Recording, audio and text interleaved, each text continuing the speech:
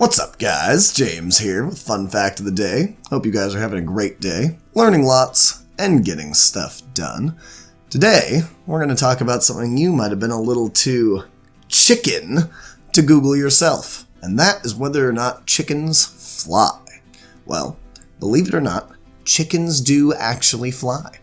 Aside from a few really heavy variants of hens, most chickens can fly vertically up to about 10 feet, and horizontally between 40 and 50 feet.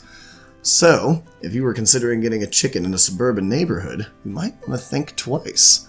On top of that, they've actually had chicken flying competitions, and the world record recorded chicken flight was over 300 feet horizontally with an air time of 13 seconds. So, if you enjoyed this video, please leave a like, comment, and subscribe because it really helps the channel grow, and I will see you tomorrow.